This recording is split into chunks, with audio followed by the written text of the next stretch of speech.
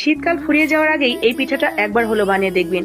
দেখতে যেমন চমৎকার, মাশাআল্লাহ খেতেও অনেক মজার আর নরম তুলতুলে, মুখে দিতে মিলিয়ে যাবে।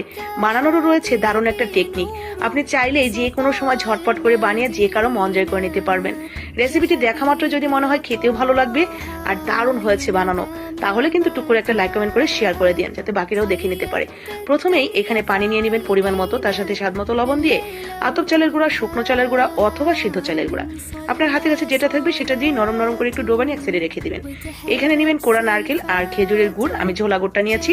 শক্ত গুড় হলে দিয়ে একটু পানি অ্যাড করে দিবেন, তাহলেই হয়ে যাবে। এরপর ঠিক এরকম নরম পাকের একটা পুর তৈরি করে এক সাইডে রেখে দিলাম।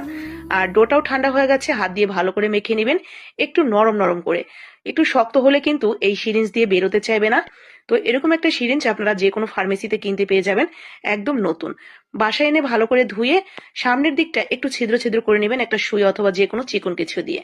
এরপরে জাস্ট আমি যেভাবে দেখালাম সেভাবে ভরে নিয়ে কলা পাতা অথবা যে কোনো পাতা, একটু বড় ধরনের পাতার মধ্যে দিয়ে নেবেন। আর যদি পাতার অ্যারেঞ্জমেন্ট না থাকে তাহলে ফয়েল পেপারের উপরে দিয়ে জাস্ট এভাবে ভাপিয়ে নেবেন। 1 মিনিটের মতো ভাপালেই এগুলো সিদ্ধ হয়ে যায়।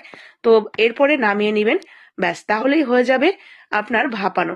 এখন ওই যে নারকেলের পুরটা যে বানালাম, সেই পুরটা এভাবে মাঝখানে দিয়ে দিবেন।